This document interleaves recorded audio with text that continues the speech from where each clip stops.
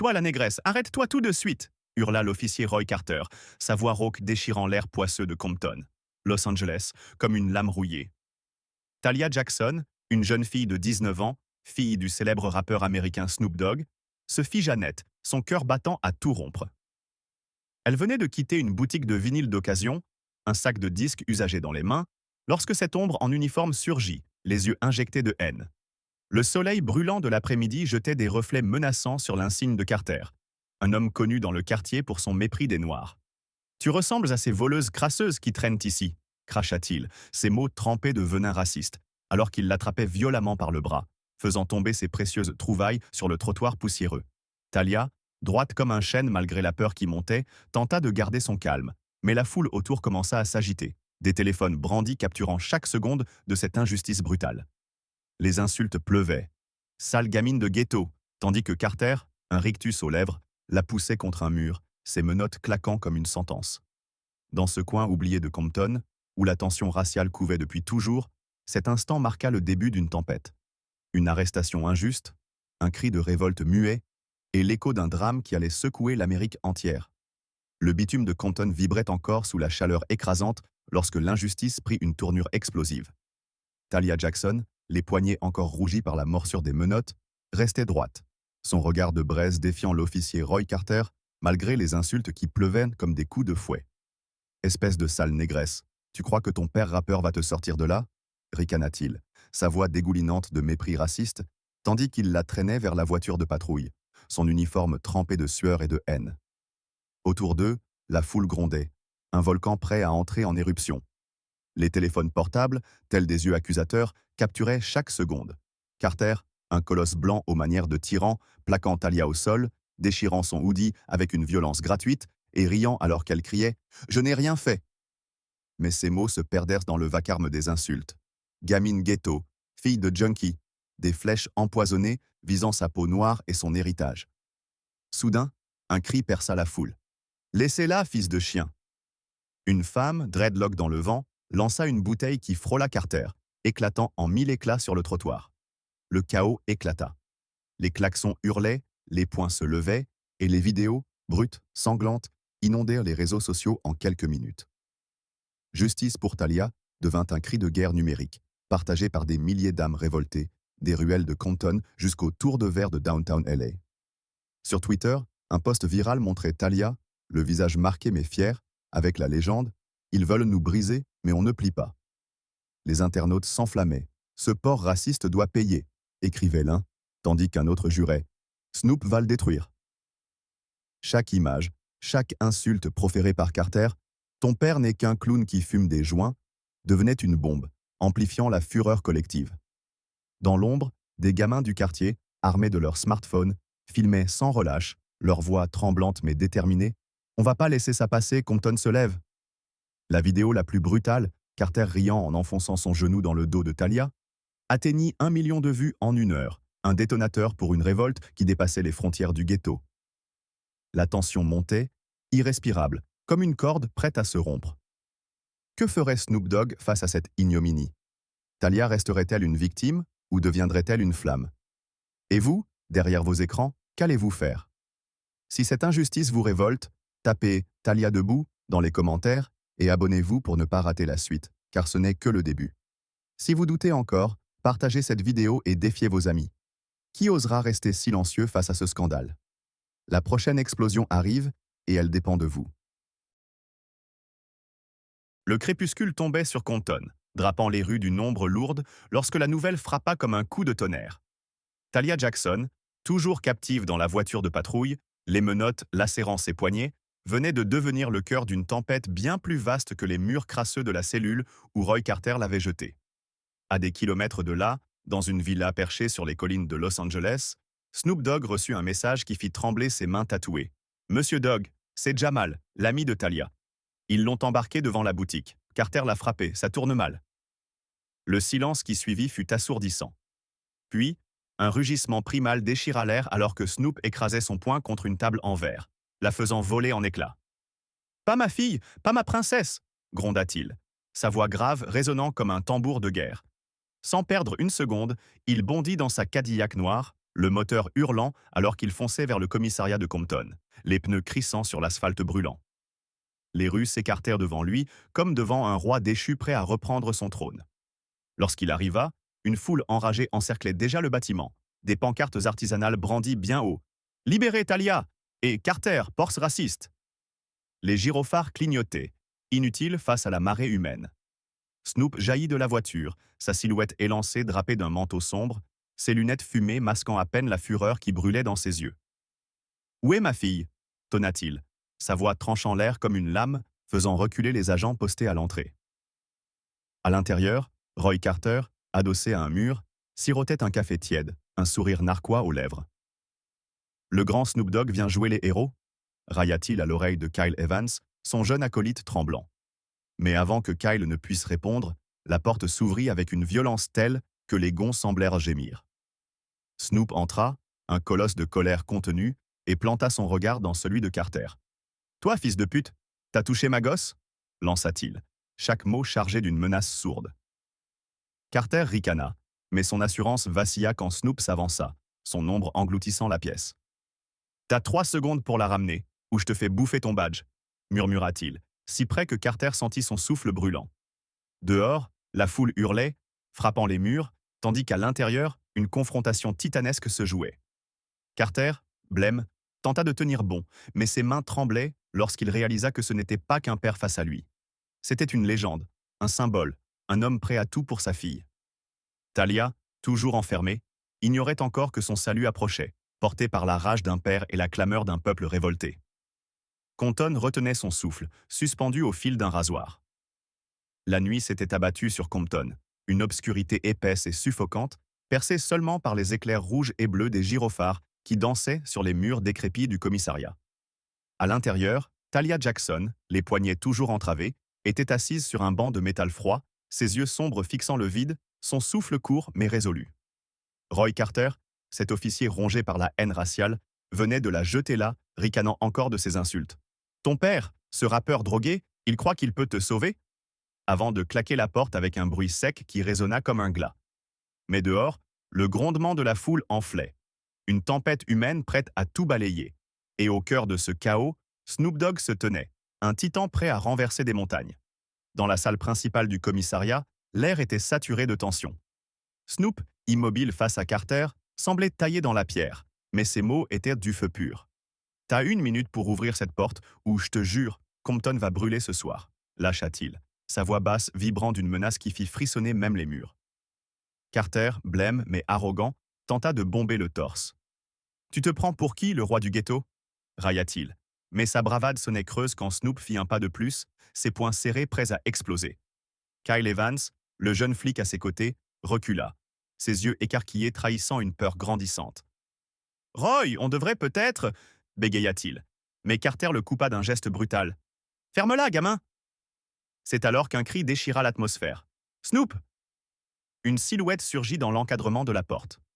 Monica Price, une avocate noire au regard d'acier, flanquée de 2 assistants tenant des dossiers épais comme des armes. « Roy Carter, vous êtes fini !» lança-t-elle, sa voix tranchante comme une guillotine. Elle brandit une tablette où défilait la vidéo virale. Carter plaquant Talia au sol, riant alors qu'il lançait « Retourne dans ton trou, sale négresse !» La pièce se figea. Les autres officiers, jusque-là silencieux, échangèrent des regards nerveux. Monica s'avança, implacable.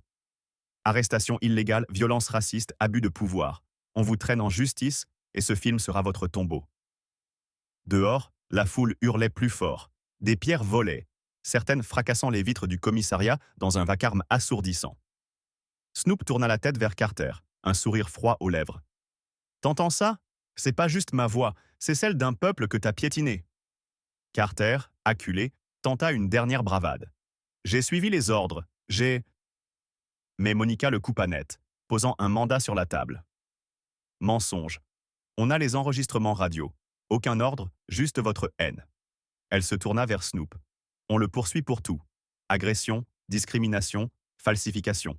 Talia sort maintenant. » Un officier, tremblant sous le regard de Snoop, courut ouvrir la cellule. Talia émergea, ses vêtements déchirés mais sa dignité intacte. Elle croisa les yeux de son père et dans cet instant, une étincelle passa. Pas de larmes, mais une rage partagée. Carter, hagard, recula contre le mur alors que la foule dehors scandait son nom comme une malédiction. Monica murmura à Snoop, « Ce n'est que le début. On va démolir leur système. » Compton, ce soir-là, ne dormit pas. La guerre pour la justice venait de s'embraser, et nul ne pouvait plus l'éteindre.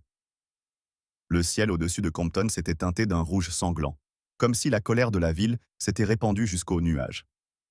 À peine libérée des griffes du commissariat, Talia Jackson se tenait debout sur les marches, ses vêtements en lambeaux, ses poignets marqués par les menottes, mais son regard brûlait d'une flamme indomptable. Autour d'elle, la foule hurlait son nom, un chant sauvage qui faisait trembler le sol, tandis que Snoop Dogg, son père, la soutenait d'une main ferme, son silence plus menaçant que 1000 cris. Mais ce n'était pas la fin, c'était le début d'une révolte qui allait faire plier les puissants. Le lendemain, dans une salle d'audience bondée au tribunal de Los Angeles, Talia entra, tête haute, sous les regards médusés des juges, des avocats et des journalistes agglutinés comme des vautours. Monica Price, l'avocate au verbe acéré, ouvrit le bal avec une froideur calculée. « Mesdames et messieurs, voici Talia Jackson, victime d'un racisme brutal et d'une arrestation illégale par Roy Carter, » tonna-t-elle, sa voix résonnant dans la salle comme un coup de marteau. Elle projeta la vidéo sur un écran géant. Carter, ricanant, écrasant Talia contre le mur, lançant « Retourne dans ton ghetto, sale môme noir !»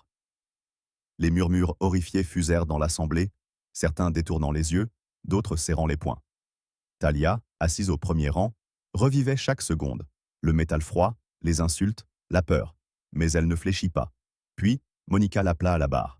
Le silence tomba, lourd comme une lame suspendue. « Racontez-nous, Talia, » dit Monica, presque doucement. Talia se leva, sa voix tremblante au début, mais gagnant en force à chaque mot.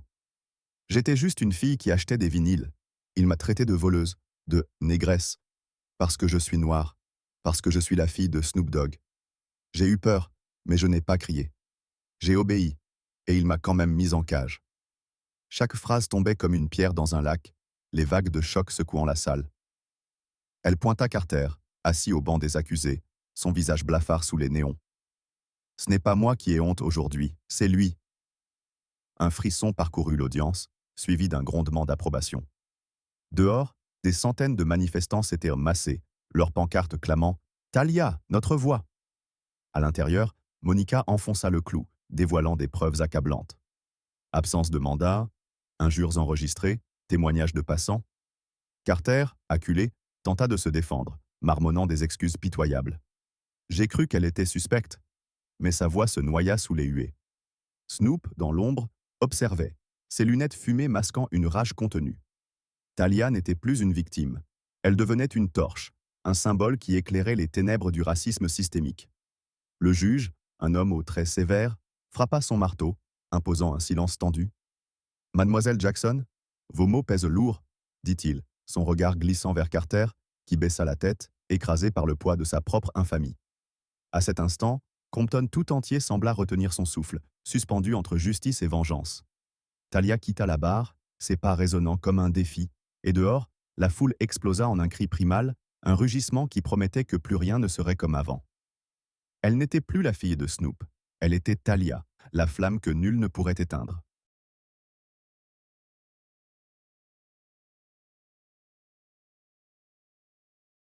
La salle d'audience vibrait encore des échos de la voix de Talia Jackson lorsque le couperet tomba, aussi tranchant qu'une lame dans la nuit noire de Compton.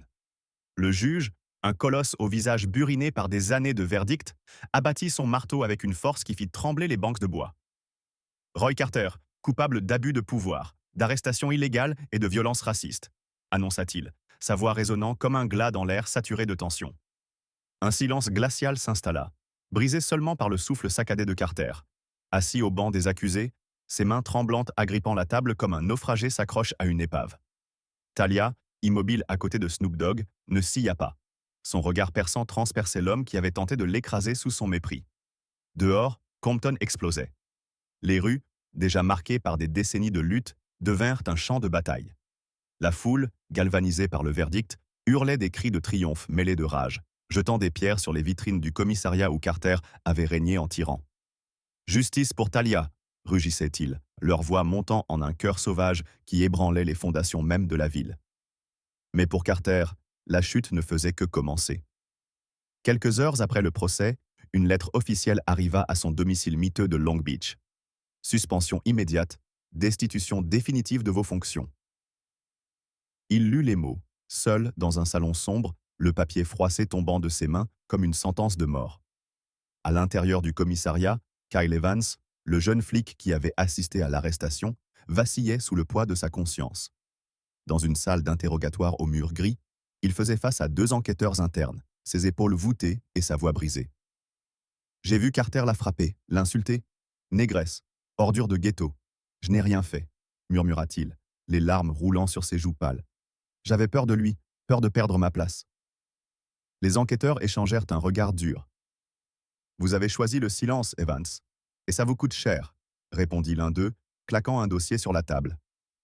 Kyle hocha la tête, terrassé par la honte, sachant que son témoignage, bien que tardif, avait scellé le sort de Carter, mais aussi le sien.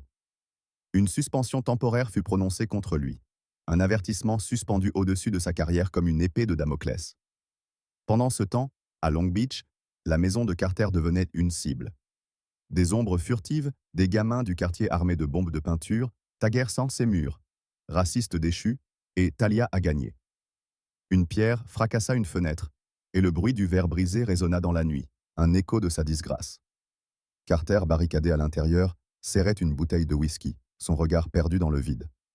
Les voisins, autrefois indifférents, le fuyaient désormais, leur murmure de dégoût suivant chacun de ses pas.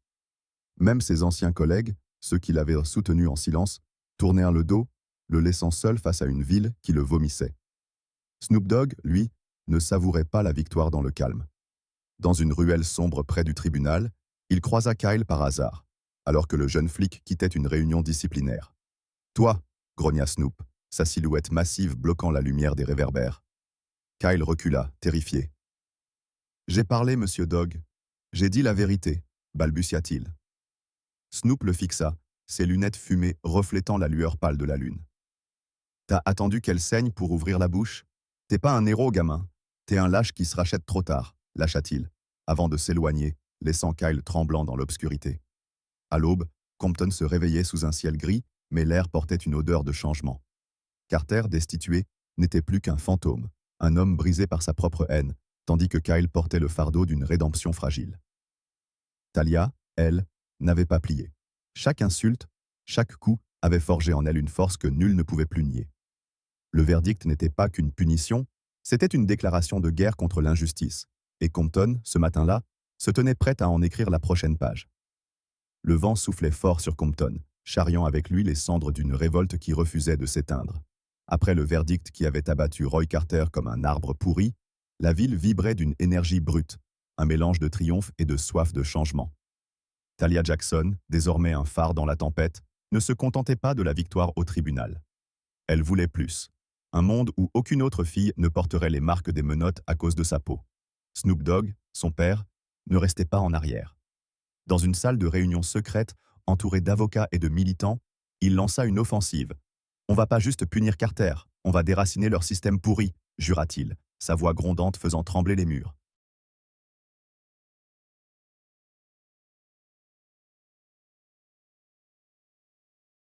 Quelques jours plus tard, une conférence de presse improvisée éclata devant le tribunal de Los Angeles. Talia, debout sur une estrade de fortune, parla au mégaphone, sa voix perçant le brouhaha de la foule. « Ce qu'ils m'ont fait, ils le font tous les jours à Compton, à nos frères, à nos sœurs !»